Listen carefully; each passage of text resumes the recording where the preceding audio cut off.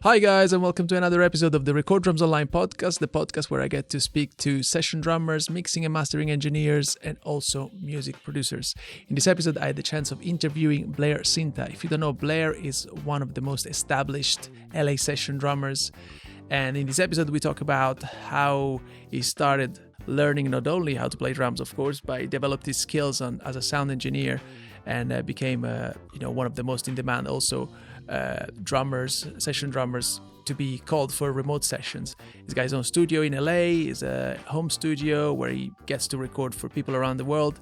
And not only that, he also teaches how to record drums and how to record remotely for other people. So if you're interested, definitely check out this episode. And as always, please make sure to subscribe, tell your friends about this podcast so that we can keep on growing and share as much as possible about how to record and how to mix drums with other people. And so here it is. Without further ado, here he is, Blair Sinta.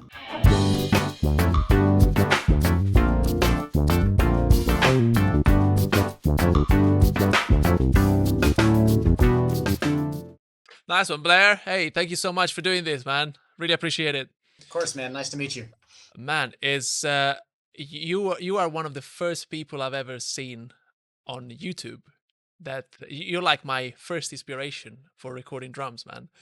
You probably don't know this, but yeah, for recording, before I used to be a drummer, and then I started watching your videos with miking, how to mic up drums, and you got some amazing videos, man. I watched the one of D'Angelo, you done one like a Questlove one. Yeah, man, I watched that like a million times. I think of the views, it's probably it's probably me. Wow. Just trying to recreate Thanks. those sounds. Yeah, Man. yep. No. So thanks so much, man. I was really looking forward to this one because I was like, yeah, he's the the godfather of of remote recording. No, but you literally before I never seen anybody doing it, at least remote recordings, that kind of stuff. So Yeah, that's funny. I had been remote recording for a handful of years before that, but then my good buddy Pete Thorne, who's a guitar player, he's now a massive YouTuber and also just an incredible guitar player. He kind of inspired me. So all right, yeah, okay, we're on yeah. tour. We were on tour together way back then, and he started seeing this upward trajectory of and he's like, man, you should do something. And I was like, okay, Yeah. good idea. Great idea. Yeah, great, absolutely. Yeah, man. If you could give us a bit of a background, on how, because I know you have your own podcast actually, and I'm a massive fan of your podcast. And if you could give us a background story on how you started your journey into music, and of course, Sure. yeah. I'll give you the brief one. I grew up in a place called Ann Arbor, Michigan. Both my parents were musicians. My father is actually a fairly well-known classical saxophonist, which is a very small niche, but there was music in my house, like a lot of classical music. I grew up playing a lot of classical music, but I just wanted to be a rock drummer. So I did that, through high school, and then I went to the University of North Texas and I studied with Ed Soph, and I played a lot of jazz at the time. And then about 2 weeks after I graduated, I moved to LA, which was in 1996. Okay. And I just dove in. I was really fortunate to move into a house in LA with some friends in 96 who my buddy to this day, Kirk, he had a Pro Tools rig in the house. So I was immediately, after moving to LA in January of 96, I was immediately in a band with him, and we started making a record in our house. And I had no idea what I was doing, but the idea of home recording was immediately on me. And then I was in another band at the time, and we also made a record in that house, and I borrowed a buddy's set of drums, because I only had one kit, and they were kind of jazz sizes, and I needed rock sizes. And so the idea of home recording was immediately Always present there for me. Yeah. Right. and I just worked as a drummer, for the next handful of 3 years or so, and then I did a tour in '99, and I was in a van for like 9 months or so. And at that time, that was my first touring experience, and it was surprising to me because it's all I ever wanted to do, and I was like, wow, this is really tiring. This is hard. And I decided that I needed to learn how to play guitar and try to write songs. So immediately finishing that tour, I bought a Digio One, this is in 2000. So like literally the Digio One, Pro Tools Digio One came out, which is like kind of the first super cheap home model. So it was 2 mic pre's, about a 57 and a 58. And my main thing at that time was trying to learn how to write songs and learn how to sing. It had nothing to do with really recording drums. In fact, so I over about a year and a half, I wrote like a 7 or 8 song EP. Oddly enough, I did drums for my one song in my house, but I actually went to a friend's house, but because it was really about just about the songs, wasn't it? The music, but then it was not long after that. Well, and then I got hired by Alanis Morissette, and we toured a lot. But then that gave me finances to start collecting drums. I bought a house, and then I started collecting. I was touring with some guys who were super into recording, and I started to buy mic pre's and mics and varieties of drums, and that kind of just launched me into that. So buying a house allowed me to have a studio. Right. So like a detached garage, what I turned into a studio. And some of that was about being able to practice, but then quickly it was about learning how to record. So that was about 2003. Okay. Wow. Okay. And is that your studio, like the studio you have now? No, this is a different place. Different place. Okay. Yeah. Okay. Yeah. But this is a detached garage on a different house. Yeah. Okay. Yeah. Because I remember, like on the podcast, sometimes you mention your detached garage that you have there. Yeah. That's awesome, man. And how did you go from switching? Because you were saying like you were studying jazz, and then, I mean, I know you as mainly as a rock drummer. With Alanis Morissette, and what was the kind of moment where you just kind of decided to switch from jazz to rock? Well, it was going to North Texas was more about becoming a good drummer, a well-rounded drummer, because I had a classical background. And, at the time I was into, drumming, right? I was into Dennis Chambers. I was into Weckl. I was into Vinny. So I was like, I want to learn how to play like that. So that pathway to me was like learning how to play jazz. Yeah, right. So I did that pretty intensely for a handful of years, and I was at that school at an incredible time of the drummers that were there and are still well-known career drummers. I mean, like, a lot of well-known guys. I happened to be there at like a very fortunate period.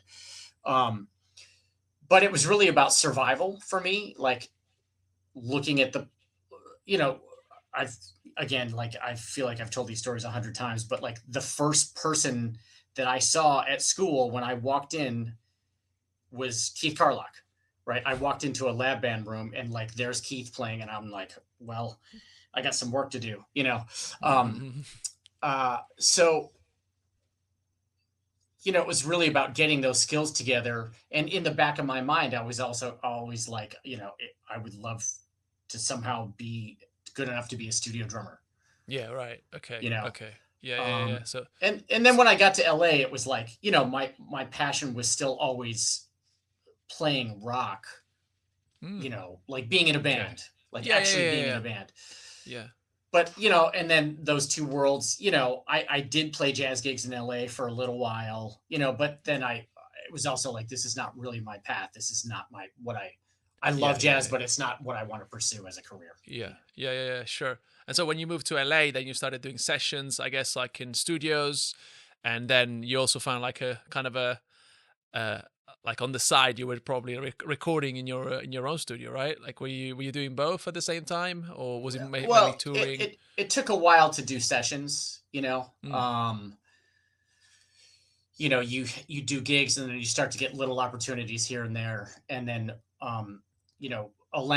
playing with Alanis was super fortunate because she always had her band, her touring band, record, and that is super unusual. Mm. So I was given the opportunity to um, start playing on the next record that she made after touring on the record that I came into tour on. And I'm on a handful of tracks there. And then we did the 10th anniversary of Jagged Little Pill. We did an acoustic record. And that put me in front of Glenn Ballard, the producer Glenn Ballard. So we did a whole record with them. And then I think it was about a year later, there was a drummer that wasn't available for his next project. And my name got thrown in the hat. And he's like, oh yeah, that, he did well on that. And that kind of started things for me, as far as like kind of like quote unquote legitimate recording studio work, Yeah. And when you started getting like more work as a like on like remotely, like let's say like when did people started trusting you and say like, oh, I can trust Blair, he's going to get great sounds? And that's a good question. I mean, I was still gigging a lot, like post Alanis, and that was like 2006. I was playing around town a lot, and at that point, I was telling people whenever I did a gig that I have a home studio if you want to record, because there was definitely a shift happening from studios to that. It was in the air, like it was happening. So, and I saw it as a way to get myself more work. You know what I mean? It's hard to compete at when you're younger against the established,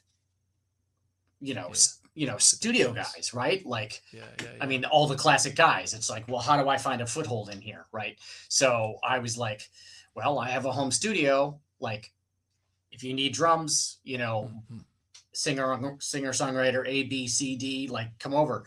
So that started to happen. I can't say that I was a great engineer or anything at that point, but I was able to get the job done. And then just word started to spread, and then of course, the more work I did, the more tweaky I got, the better gear I got. And so, I gained more confidence. Yeah. Yeah. Were you asking like for help to some your friends, sound engineer friends? Or? Oh yeah. I mean, every session I was in, I was like literally over their shoulder, like whether it was a board or someone else's home studio, just watching, always looking at EQ, like looking at the board, just studying like, oh, the toms. Okay. I see what's happening with those. And I would come home and I would try those things. And of course those things don't necessarily translate from one room or set of mics to another, but you start to get an idea of like, well, that's the basic idea, Okay. Yeah. And that's, and then that gave you like that sort of like now you started feeling comfortable and just like, you could do those things from home. You didn't have to, because especially in LA, I guess it's quite overwhelming. As you were saying, just like so many session drummers there that it's like, you're not somewhere in, I don't know, the middle of nowhere where you're the only guy playing drums or recording drums. So yeah, I mean, a lot of it was just about trying to work, how do I keep working? What skills do I have? I don't think I was very confident as an engineer for a really, really long time. Yeah. Even being in the room with those engineers and, but you got to put the work in to being an engineer. It's not, looking over at somebody's shoulder is helpful, but doing it is like something else. Yeah, exactly. Yeah. Cause I know you also do, I mean, you not only record drums for people, you also have drummers coming to your studio and you record them, because probably they're just session drummers. And I think I saw Matt Masty. I studied with him at Berkeley like ages ago. But yeah. And I saw him in your studio, and apparently like you were just like, sound engineering on the session, right? That was before Matt had a studio, and yes, he would come over here and he would do tracks. Nice. Yeah, I've had a handful of drummers. Rich Redmond, who I went to school with, came over here a few times when he was kind of back and forth between LA and Nashville. And that was amazing to get levels, just be able to sit on this side of the glass and do that. And I will still do that. I'm not doing it as much. That was definitely kind of a COVID era thing. But I Do you do find like doing that. Yeah. did you find it way more relaxing to have like just one job instead of two? Because I find like, So to me, much. like the drumming plus the engineering, I just go crazy every time. I'm like, wait a minute, did I do this? Did I, you know, is that XLR working? Is it, you know what I mean? Like it's just, and I Yeah, can never it's focus 100% on the playing. yeah, I think I have it down now where they're kind of separate things. Like I get the sound together and then I have like a tracking period. It's Mm, like, okay, I'm done tweaking. I'm just right. playing. I try to treat it like I'm in a session at that point, and then I Yeah. come back to like mixing after, Nice. But Nice. the workflow is definitely solid now. Yeah. Yeah. Yeah. Yeah. Yeah. Yeah. Yeah. Yeah. Cool. Yeah. Yeah. If you could actually walk us through your workflow that you have at the moment with the, how, when for example you do like remote sessions, how does it work with the client? What do you ask the client? What kind of, if you could walk us through the exact way that you have it probably now figure it out. Mhm. So I like, if I can, I like to have people here with me because everything goes faster instead of Yes. sending something off to wait for an answer, whether that's 20 minutes, because you can make a decision on two snare drum sounds in about 4 seconds, but that can take 20 minutes, through the internet, right? Um, so I like to get the references of what they want. Mm. Um, uh, I I build a sound off that, and then I'll get a sound. I'll play part of a tune, and I'll send it off to them. Okay. Get approval on the sound, Yeah. you know. Um, and after I get that approval, then I will do the tracking. Okay. So when you say the sound, do you mean like, do you like, you record like 4 bar loop or something on the track and just send it over to them, or? Yeah, yeah. I won't play the whole song. I'll just try to get an idea of. I'll just get an idea down of like, hey, are we going? Are we in the right direction? You Okay. know. And sometimes you get answers like, oh, it's um, sometimes you get people that are specific, like I don't like the snare sound. Like, can we go higher? But then there's other people that are like, oh, the hi hat's too loud in the mix, and you're like, well, okay, that's easily fixable. But and then you have to direct them to Yeah. like, but how is the vibe? Like, are we capturing the zone that you want? You Yeah. know, like, um, so the communication in that part is so important to be able to express to an artist or a producer that may not be able to speak drums, which is most people, right? Yeah. um like, try to really dig in and ask the right questions to like what they're hearing, because most people can't explain it. Okay. Yeah. Yeah. No. No. I have so many like producers or singers. Sometimes like, can I have this? Just, like if you wake up in the morning and then they give you those like Yeah, and very. that's like, we all laugh at that, but that's actually part of Yeah. the job. Yeah. It's Yeah. like, Yeah. what does that mean to them? Like, is that actually a sound, or is that a feeling? um is it a dynamic? Hmm. Like Yeah. that kind of interpretation of that. So instead of getting annoyed by that, like actually listening to him and trying to go like, okay, well, does that mean this, or does that mean this? And they Right. and they usually kind of stare at you blankly, and they're not really sure. But then if Yeah. you get them to kind of think about it and maybe give them a few more options, Yeah. they start to go, well, I think it might be this. And you're like, okay, well, let's try that. Yeah. Right. And Yeah. that's why it's helpful to have somebody in the room Yeah. if that's the situation, right? Yeah. Of course, Do there's you, other people that actually know, and they've sent you basically a full track, and you're just replacing drums, and you're like, "Is this it?" They're like, "Yeah," and then you just go, and they it's just move really on. cut and Yeah. dry. But Yeah. Yeah. yeah, Yeah. Yeah. Do you use sometimes those like audio movers, or those like they're kind of people in the room, but they're like still remotely, I do it here and there, and I would Yeah. actually, give me a second because I'm gonna plug somebody that's doing something really good, and I just can't remember the name at the moment. Yeah. So Yeah. Yeah. Yeah. I Yeah. do that here and there. I I think this particular company has figured out a solution that's really good because um, with the audio movers, I found that you have to FaceTime people or like that communication, but this has solved it. Hang on, give me a second. I'm gonna tell you what it is. Is it like a new product, a new? Yeah, because it's all hosted in one and it's on the web, so place. it's not like you have to go through all that rigmarole. Yeah. Okay. So you can ask me another question. I'll come back to it because it's no, sure. Yeah. Okay. Yeah. No.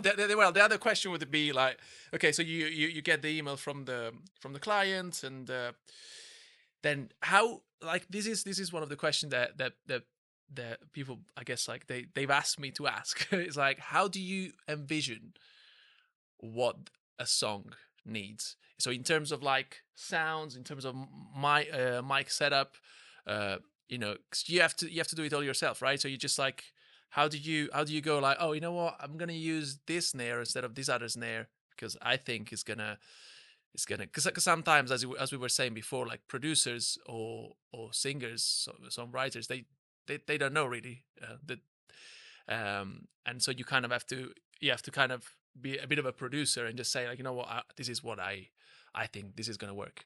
All right. So that company is called Session Wire. Oh yeah, Session. I know them. I know them really well. Yeah. I know the guy actually. He's a Canadian guy. Yep. Yeah, amazing. Yeah. And that, I feel like that they've really upped the game on that whole thing. So if people do a lot of remote sessions, that thing is dope. The reference thing is super important. Do you ask them for reference normally, like okay, always, okay? Because that's the thing, we're producing. If we're here by ourselves and we're creating a sonic palette that, especially if we're at the beginning, we're creating a sonic palette that the rest of the song is built off. Yeah. Right. Your snare sound is like, in pop music, is like, massive. I mean, I don't want to say, I mean, I don't know. You could argue that it's the second most important thing past the vocal or the kick sound, right? So we're producing. Yeah. Like if there's nobody else in the room telling you, then like you're making massive production choices, So how do you decide it? You ask for references. You ask what they're going for, and then you have to understand your gear to know how to get that thing. Yeah. And not just do what not just pull whatever off the shelf and go like, yeah, well, this is what I do. It's like, that's not how it works, Like, yeah. This is my drum kit. I only use this drum kit. I only use this snare, so there's nothing else. Yeah. No, of course. Yeah. That's cool. And so you set up your drums, you record, and when you send them the first take, because these I saw a few videos you posted online on Instagram. It was quite cool, just to send them always mixed takes. Which is something that I wasn't doing at the start. I was just doing like raw drums, everything. Just there we go, and because I was always thinking like they're gonna mix it or someone is gonna mix it, so it's not my job to do it. Can you give us a bit like your thoughts on that, like on sending mixed drums?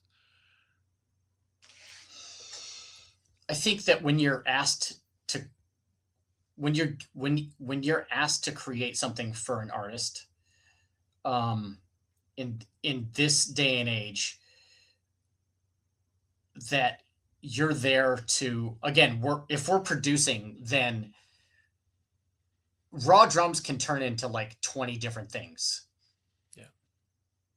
Right. Your sonic choices, your source sounds are super important, right? But your mic choices, depending on how many mics you use,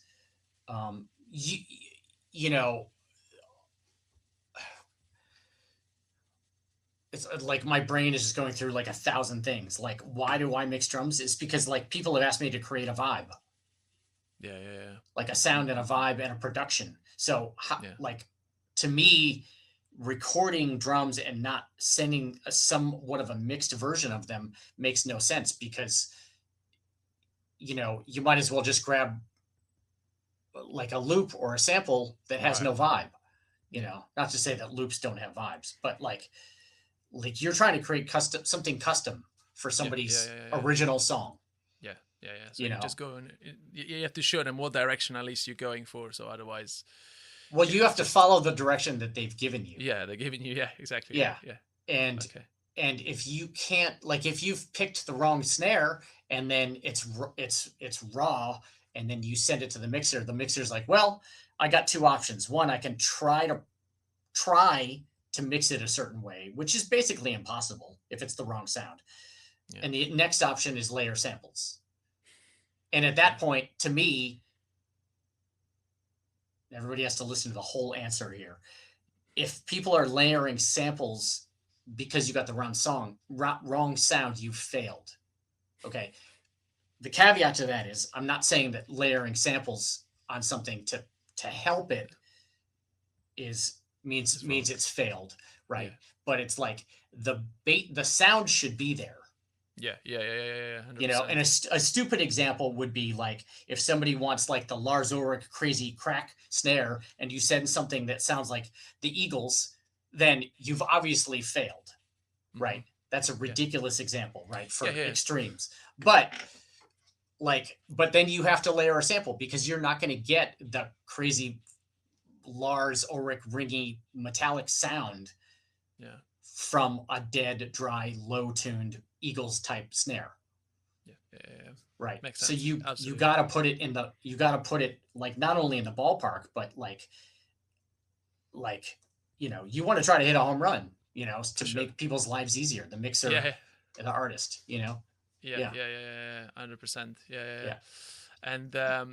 And so is so then you deliver the files. You just once they're happy. There is one thing that I always find like it's like a quite of a quote unquote touchy subject on on the Mhm. remote recording thing.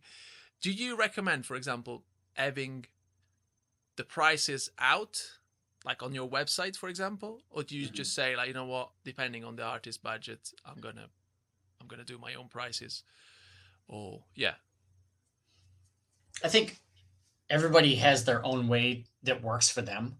mm. I don't like to do that because I like to talk to the artist and see what the budget is. I also base it off like depending on how fast I think I can get it done. Right, The quality's always got to be the same, no matter what, right? mm. But like I did let's say like last week I did a commercial, like a 1 minute commercial for somebody, and it was not at my rate, but I was literally able to do it in about 30 minutes. Oh wow. So my rate, it was my rate. Yeah, yeah, You know what I yeah, mean? It was actually better than my rate. You know what I mean? okay, yeah, Um, but there are artists that I'd like to work with that don't have huge budgets. mm. And maybe we can work something out, or we can, and then there are also, you know, there are vanity projects also, you know, Yeah, yeah, yeah, and I yeah, think everybody knows what that is at this point, right? yeah, And those, there's bigger budgets there, and like if people can afford those budgets, then yeah, yeah. you try to we're picking and choosing. We're trying to make our income like where we can. For sure, for sure, for sure. Yeah, yeah, yeah, Yeah. yeah. Absolutely, absolutely. Yeah, yeah, yeah. Nice, nice. Okay, that's yeah. Because this kind of subject about pricing, especially, I find it like sometimes I don't know. I have my own price, but it can change depending on the I mean, so much of this budget. goes Yeah, into like your lifestyle and where you live. yeah, Somebody that lives in the Midwest of the United States in a small city doesn't have to change this charge the same as somebody that lives in a major city like New York or mm, LA or Nashville, right? okay. Like, Yeah, yeah, yeah, yeah, yeah. Yeah. It's not the it's same. all like, I people can really get hung up on like, whoa, well, this guy online charges this. It's like, well, what's good for you? Yeah, right. What works for you? I mean, you know, Yeah, yeah, like yeah, I yeah. hate the idea of like people on, Fiverr charging, $25 a track. But then again, I think if you're charging $25 a track, then there's a quality issue that Yeah. You know what I mean? Like if that's where your worth is, then that's what you're gonna get. You know? Yeah. Yeah. Yeah, I guess so. Yeah. How do you see this is one thing that I want to it's like because you've been doing this for a while, and how do you see remote recording in about 10 years time? Do you see like massive change from now? There's people, AI is going to be involved in it. Um, like actually, funny enough, I have to tell you this. It's like I've been doing a few recordings lately where I am playing the AI, like the demo is AI, and I'm basically, I don't want to say I'm copying AI, but I'm just, you know, feels a bit weird. I don't know how do you feel about that, and Why does it feel weird to you? it's I don't know. It just, I mean, just sometimes you have to copy the exact fill, and then if you feel like, okay, cool, this is not me. I don't know why they called me, but I guess I'll do it just because as we were going again like about the money. So it's also about the money. So you just do it as well for because you need to be paid and need to pay the bills. Yeah. But Did you ever do that like with somebody sending you MIDI files? Like play this exact thing that I programmed? yeah. So it was exactly, in the end it's exactly the same, I guess. I don't know. It's just I don't know how it's gonna evolve. Basically, this thing. I guess no one knows, but yeah. So So my optimistic view of it is that, I mean, we can't stop AI, and there are people that are going to choose to make music that way. It's happening, yeah. right. This is happening, and like, um, but there's been drum machines since the late '70s replacing drummers. Um, there's been MIDI programming since the '80s. Yeah. There's been loop packs, since the '90s, and they're still drummers. um, I think that the whole point of hiring a human is that they give you something human, and Okay.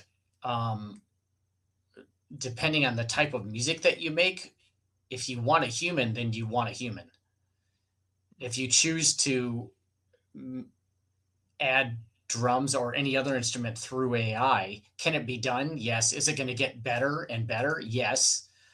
But hopefully, the human is making choices that the AI wouldn't, because of your musical experience Sure. and your musicality Yeah. and your creativity. So to me, everything, for me, like music is always about like gaining more knowledge. Like what I like about music is like understanding different styles, listening to different styles of music, being competent at different styles of music. Like, again, that's why I went to school and learned how to play jazz, because like, can I fake my way through a jazz gig? Yeah, pretty convincingly. Am I a great jazz drummer? No. Right. Like, I would not put myself up against any like real jazz drummer. Right. But like, I understand the language. Yeah. Right.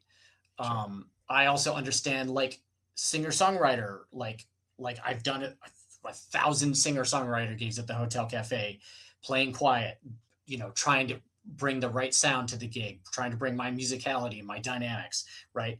I've played a lot of rock gigs, like thousands of rock gigs, right? Like super loud. Yeah. I love, I mean, I'm my era, my favorite era of music is the '90s, right? Like Soundgarden, Radiohead, like that. And like when I listen to those bands, especially a band like Soundgarden, the unpredictability of that, um, can you say to an AI like, do this and then do this, and will it spit it out? Yes. But like, I don't give a shit. Like I don't give a shit. Like, it didn't come from a person's or a collective of 4 people creating something that over time, right? And like, you know, the idea that like bands came up and they created a sound together I'm kind of going off on a tangent here, but like No, they no. created a sound together, they created a style together, they wrote music that evolved into what it Yeah. became. That's to me is what matters through music, and I know that like current pop music, at least things that are on the charts, that's not as important. But I do try to seek out music that um, is current, that does these things. Like, and there are people and bands that are doing these things, right? Like, Sure. I will say a handful of months ago, I was actually kind of I was working with somebody. I was working with a coach, and like I was talking about this, and he's like, "Well, do you seek it out?" And I was like, "Well, not that hard." And he's like, "Well, like if you're bummed about it, then why don't you try to change that?" And I was like, "Okay, Mm, right, great idea." So right, mm, so I've been trying to seek out people that are doing this because it may not be popular, yeah. you know, Yeah. but Yeah. there are people that are making pretty rad music from humans, Yeah. you know. Um, it's out there. So to try to bring it all back, um, it's AI is not going anywhere, and people are going to use it because it's cheap and it's fast. Mm-hmm. So be it, Yeah. Yeah. right? Yeah. But the idea that I'm talking about is like, I'm here. I'm pretty damn good at what I do, and I can bring something to your music that um, is human and hopefully interesting Yeah. And and unique as well. Yeah. unique. Yeah. Yeah. Yeah. Of course. Yeah. Yeah. Yeah. Yeah. So yeah, that's great. And so when it comes as well to just to like the remote recording business, I guess we're going towards that. I don't know. I just feel like since COVID, at least, the kind of there was a massive shift where before I felt like I started seeing your videos and I was like, oh yeah, this guy is doing something I've never seen before. Let's go this route. And this I'm talking about 10 years ago. You probably started even before that. And just I just after COVID, I saw everyone going in that direction. I'm just wondering what will happen in 10 years time if I don't know, studios will still be there. I don't know, who knows, I but mean, there's always going to be some semblance of bigger studios mm, mm, mm. for artists with budgets. John Mayer just bought Henson Studios. Yeah, I think it's called Chaplin now, which is like, man, thank God for like an artist like him who values that, right? yeah, Um, I don't. There's always going to be big studios because people want the collective energy, And I also yeah, think that as much as I love recording remotely and having all my stuff here and being able to make these decisions, I love nothing more than being in a room with people and collaborating, right? And I nice. think,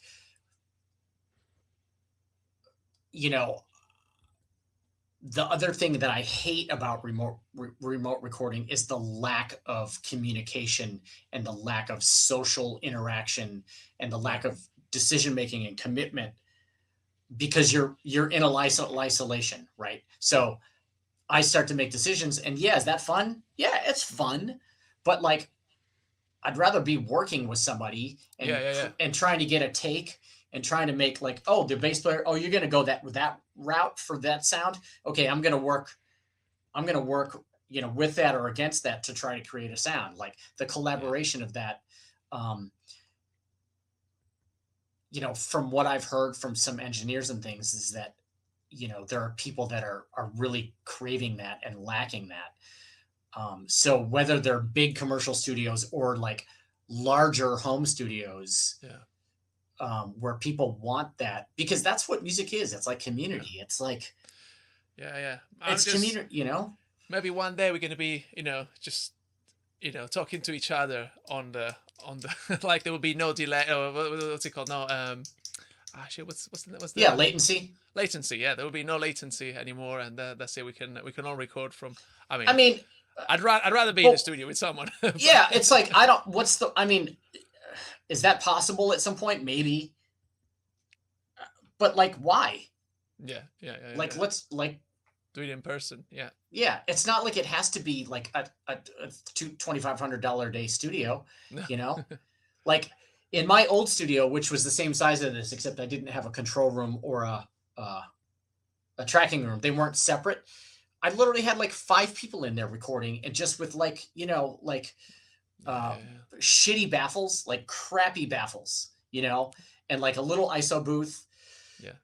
and like you make super rad shit, I Yeah. mean, the Yeah. Beatles Yeah. were in the same room, Yeah. like, It's true. True. yeah. 100%. Yeah. Yeah.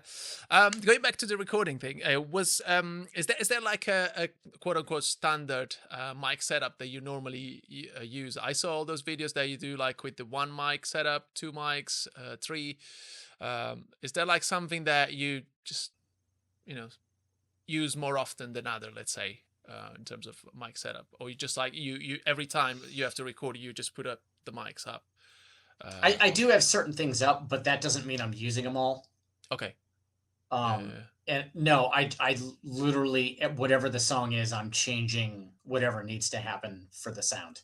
Okay. Of course, there's a snare mic there, there's a kick mic there, Yeah. but even those will go away or be muted if need be. So there are things that are ready to go. Mm-hmm. Nice. Yeah. Okay. Like mono Yeah. overhead, stereo overhead are ready to go. Over the shoulders, ready to go. Nice. Kick mic, stereo rooms, hi-hat mic. They're ready to go. But yeah.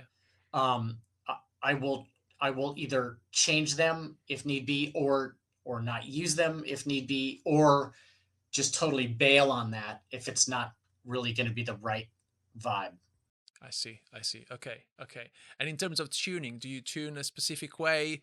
Do you have like, I know some people, they have their own like apps where, or just they use their own what's it called, drum tuners of sorts, or you just do everything by ear and Yeah, I'm old school. I do it by ear. I listen to the song.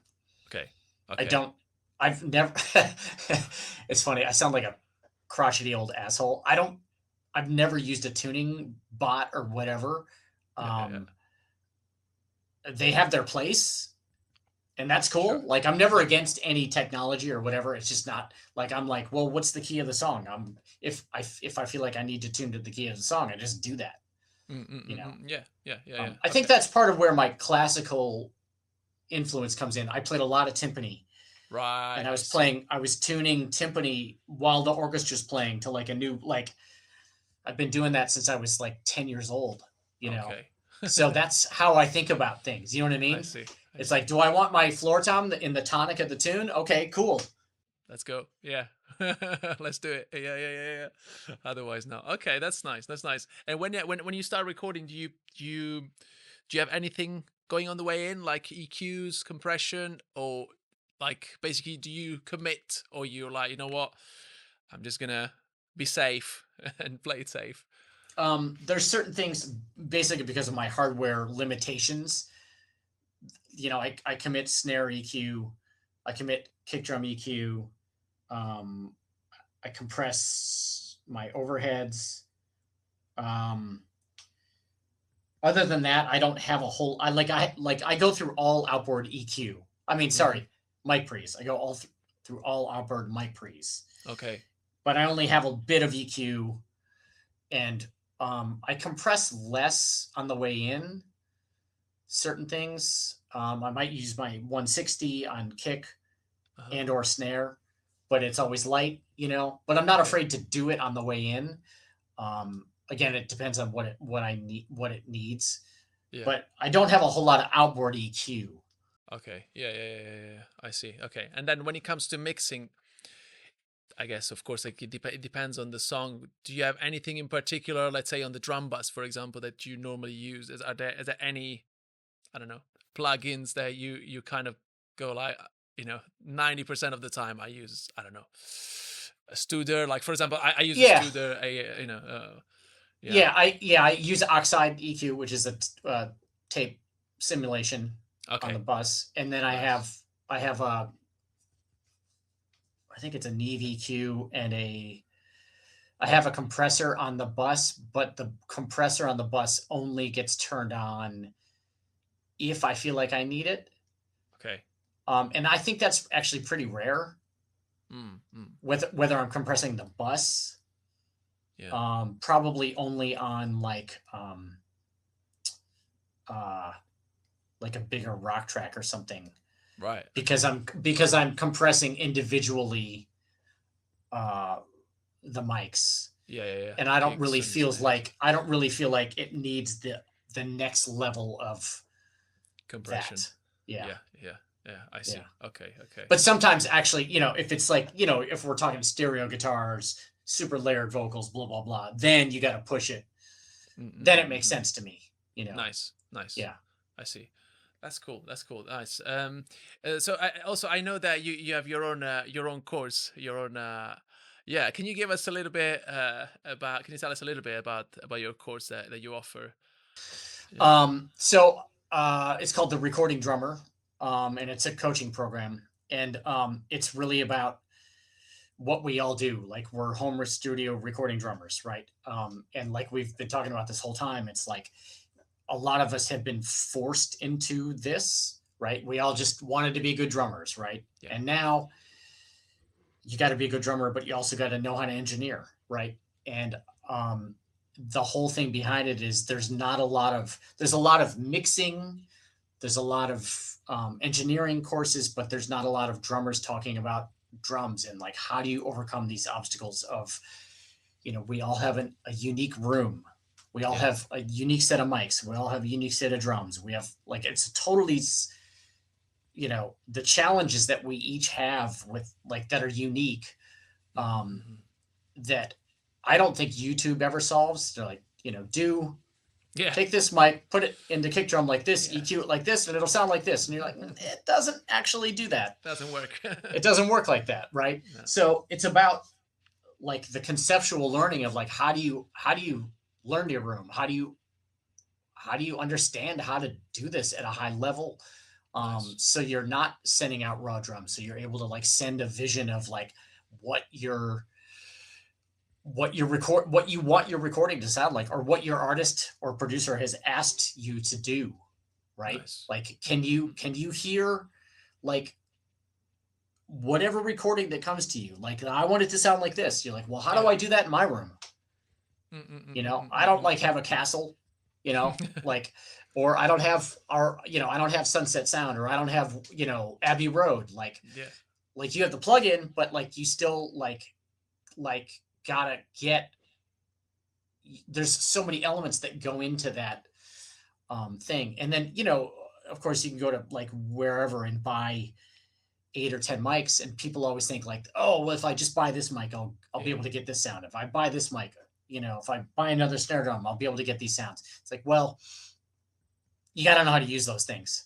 Yeah, for sure. The gear purchase thing is fun, but it actually, unless you know what you're doing, it doesn't improve anything. No. Right. No. So that's, I'm teaching drummers who want to be really good at this, be able to have income. And there's a lot of people that don't want, like, are tired of gigging, and they want to have some income, or they just, maybe they have some day job that they're like, if I could just record, enough to have some income, it's hard to make a living at this. Right. But if you know what you're doing, it makes it easier to make a living, just like anything, So it's education for drummers who have home studios that really want to know how to do it, at a high level. That's awesome. Yeah. Do you do also like one-on-one lessons, or is it like, okay. Oh, that's great. Yeah, I'm doing that too. Yeah. There's different tiers there's like a group course. There's a self-paced course. I am doing one-on-ones. So, awesome, and there's also like a private one-on-one, like with all the material and So that's so cool. That's so cool. Can I ask you, like, like how long ago did you start it? Like I mean, okay, exactly, like how many years? Just to see how long it's taking me. Like, 'cause I feel like I'm doing this for ages, but I'm still at the same level. You know what I mean? Like, you're talking about the recording part? Yeah, the remote recording thing. Yeah. Well, like I said, I started tweaking in like 2000. Wow. Okay. But I was, like I said, the first guys I moved in with in LA in 96, I was like going like, I was sitting behind my engineer friend and going like, Pro Tools was slow at that point, right? Yeah, I was like, what are you doing here? What are you doing here? Right. So, and I've been in LA 30 years now. So I've been like, I've had my mind on this for 30 years. I started really working on it in 2000. I got really in depth with it by like 2003. Right. So, Yeah. and like, I'm still learning, the students that are in my course, I've told a bunch of them that like, when we're in the group calls and we're talking about different challenges and things that we have, and they're working on certain things that I've told them to work on, like I'm constantly getting inspired to like go back and like, oh, that's interesting. I should go back and try that in my room. Yeah. And it's really cool to see the level go up, and it kind of kicks my ass. I'm like, oh shit, that dude's getting good. I better figure, stay in my game. Step up. Yeah. So I don't think it's ever, that's again, like a societal thing. It's like, do you learn this in 6 months? Do you learn this in a year? No. It's like forever. Yeah. But it's that's like drums, the whole... You're never, exactly. yeah. Exactly. Yeah. If we all came out of the womb, like being able to play like Vinny or Terry Bozzio or whatever, like it wouldn't be that fun. Like, no, exactly. Like the work and the creative part of the working through the problems is, I find it fun. It's so much fun. Absolutely. Man, we normally do this thing, which I started calling the 10 non-rapid fire question, just because every time I'm nervous. It's like, I used to call it rapid fire, but it's absolutely, so you can go on as much as you want. Like, it doesn't have to be yes or no. And so the first one is the hardest one, actually, is the top 3 albums for best drum sound. And as I normally say, like, on the day. So to me, it changes every single day. So I guess. Okay, thank you. Today. Thank you for that. Okay, the first 3 in no particular order that come to mind. Abacab by Genesis. Wow. Okay. Nice. Super Unknown. Soundgarden. Yeah. Jeez. I mean, this is an impossible question. Yeah, this is impossible. Yeah. It's just the other thing that, golly.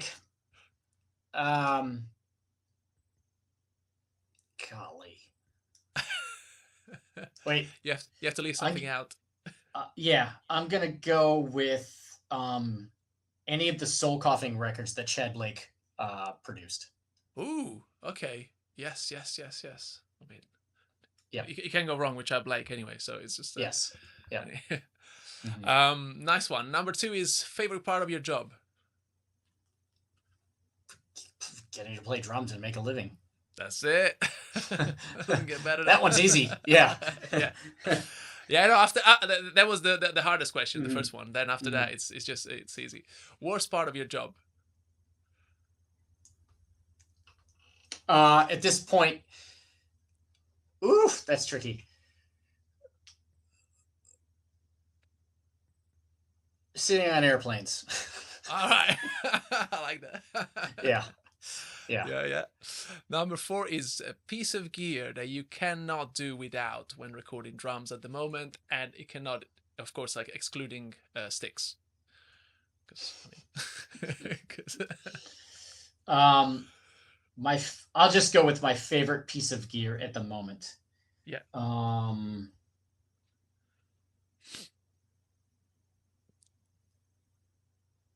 I'm going to go with the Lawton Audio kick mic, and that may sound like a plug. No. And it kind of is, but that new thing that Brian has created, Brian's the owner of Lawton, it's allowed me to use one mic on my kick and a lot instead of 2. Yeah. Because of what it picks up, and it's opened up a channel for me. Yeah. So which you use just one now, because everyone is saying this. Everyone is saying like I don't need to use like the other mic, that you put outside basically. Yeah, I won't say exclusively, but often. Yeah. Like I will say more than 50% of the time I'm using one kick mic, so that kind of like not dealing with like, phase and those two things, like, and being Yeah. able to get one sound for certain sounds, you know what I mean? Yeah. Is Yeah. like Yeah. Yeah. Yeah. amazing. Yeah. Man, I need to buy it then. Oh my god, I don't know what to do. Everyone he keeps saying I bought the Tom mics and they're phenomenal. Yeah. I just It's the love them kick so mic is much. no joke, man. He Yeah. really like figured something out. Yeah. Okay. Oh Yeah. man, I'm gonna buy it then. All right. There we go. More money. Yeah. The number 5 is. I mean, you played with so many great artists already, but just if there is any other dream artist you love to record for. Someone else that you like to put on your CV and just go like check. Yeah. That's really hard. Yeah. I mean, I think, well, it's hard to say whether things are realistic or not. You know what I mean? Yeah. I think it'd be amazing to do something with Trent Reznor because, Yes. I mean, that's a whole loaded thing, right? Mm-hmm. Politically, sonically, Yeah. you know what I mean? Like Yeah. being in the scene, you know what I mean? Like, but there's something about, I'll keep this part brief, but there's something about Nine Inch Nails that really connected with me in the past couple of years. And the way he kind of does the same thing for the last, I mean, he evolves, right? Like through the movie score thing and things, right? And his recordings and his writing and whatever have evolved over the career, but it's also the same thing in a crazy way. Right. At least the way I hear it. And you're like, well, it's like I've heard this before, but I haven't, right? In the production techniques, but it always stays in the zone. It's like, well, that's Nine Inch Nails, like no doubt, right? Yeah. Like there's no like so that kind of, I don't know, that would be cool to be part of something like that. Yeah.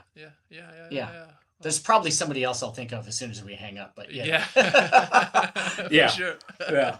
For sure. Is there? I know this. We already talked about this, so I'll switch this with the.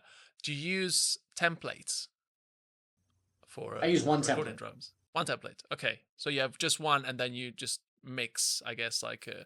I just delete or add based on whatever I need. Nice. Yep. Nice. Okay. Yep. Number 7 is, apart from watching your amazing videos, of course, is there any book or video tutorial that you would recommend or that you found helpful in learning how to record drums? No. Your videos, man, are phenomenal. Like literally, like the ones on YouTube, they're really great, man. Thank you. There's nothing that's coming to mind that I ever read. I just somehow I cracked the code at a certain point, through like all my exploration, talking to people and doing the work. Yeah. And it wasn't somebody going like, you need to do this. It was just the persistence of it. I don't know. That sounds really fucking pompous, but like, no. It just do the work. I guess like it's people have to do the work instead of just like watching videos online and just so if you were going to ask me like if there was a book in college that like changed my playing, I would say it was the Chafee book because it was conceptual. It was like, okay, do this with your right hand, now do everything else, right? Now do this with your left hand, now do everything else. And that opened up like a whole world of like possibilities and creative thought, right? Yeah. And like that's how I feel like what I'm trying to do with how I teach. Yeah. Right. It's like, it's not about here's how you do this. It's like, try this thing and then try these other things with it. Yeah. Try this thing, now try these other things with it. Right. And to me, that's the thing that for me, it like opened up so many things. So I didn't find anything recording wise that showed me that. Yeah. It's exploration, I guess. Yeah. Nice. Yeah. Cool. And when it comes, this is number 8. Who's your inspiration when it comes to recording drums, if there is anyone that, like, I mean, if anything, I would say producer? it'd be Chad Blake. Chad Blake, nice. Yeah, because there's so many recordings that I'm just like, so cool, so good, and so cool. Yeah. 9 is best advice you've ever received. On anything? What are we talking about? No, but best advice you've ever received, I guess, in just musically, like in your music career. Let's say, like, I don't know, someone that told you try this or do this, and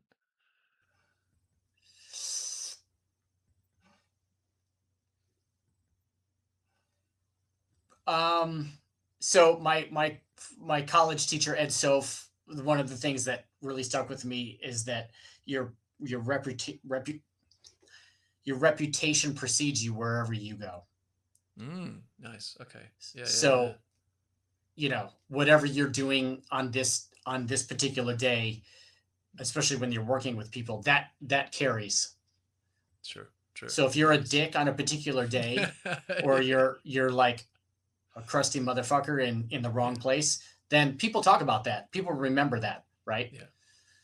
Yeah. Nice. So, nice, but nice. if you work hard and you you listen and you do the best job that you can, people remember that. Nice. Last one is worst advice you've ever received, if there is one.